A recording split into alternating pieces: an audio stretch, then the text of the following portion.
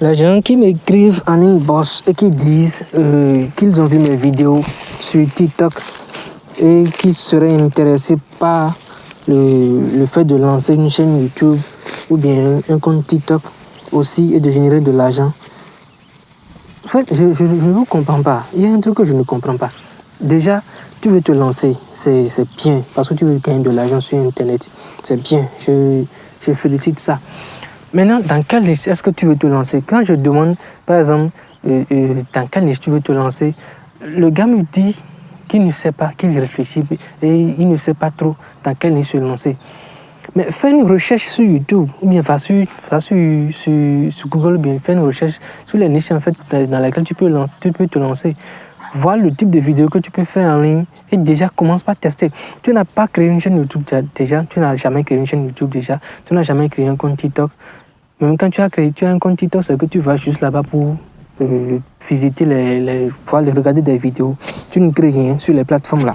Maintenant, parce que tu m'as vu dans une vidéo, je dis depuis l'Afrique là, j'ai généré tel montant, ça t'intéresse, tu veux aussi faire pareil. Bon, j'encourage ça. Ça c'est bien, j'encourage ça. Mais il ne faut pas qu'on oublie en fait de se dire des vérités.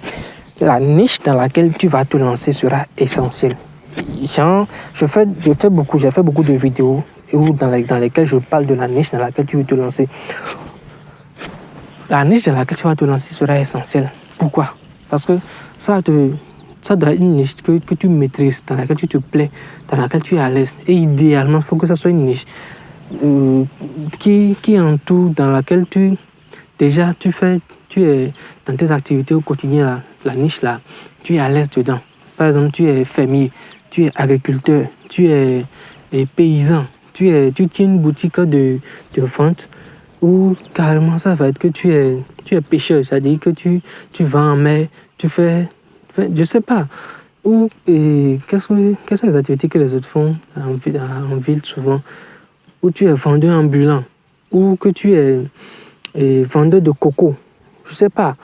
Donc, il faut que la niche dans laquelle tu veux te lancer, ça soit une niche déjà proche de ton activité quotidienne.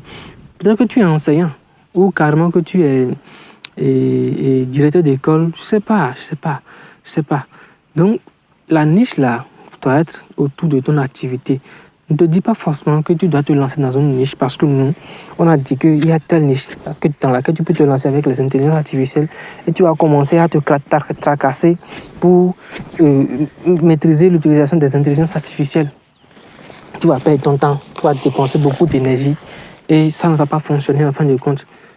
Donc, si tu veux réellement te lancer, trouve une niche qui est autour de ton activité principale et lance-toi dans cette niche-là. Tu vas voir que ça va marcher. Ça va beaucoup marcher même pour toi.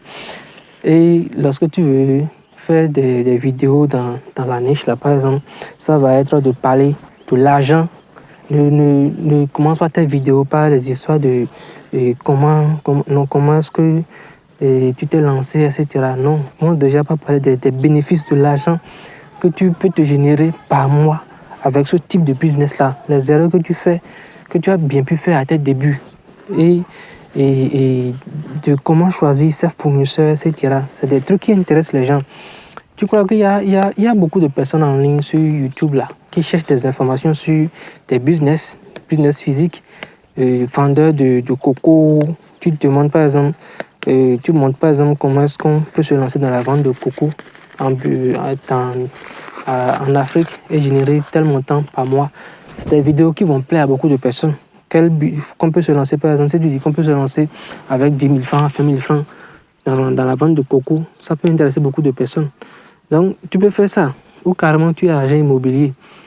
Tu montres l'intérêt des erreurs à éviter quand on veut faire une acquisition immobilière, des types de d'enquête à faire lorsque tu veux faire une acquisition immobilière, ou que tu es cordonnier, tu montres comment tu fabriques tes chaussures, etc.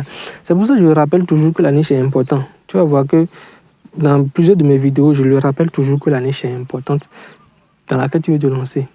Donc tu dois bien choisir ta niche. Et ça doit être une niche qui te plaît énormément. Bon, en tout cas, lancez-vous sur TikTok, bien sur YouTube, mais choisissez une niche qui vous intéresse réellement.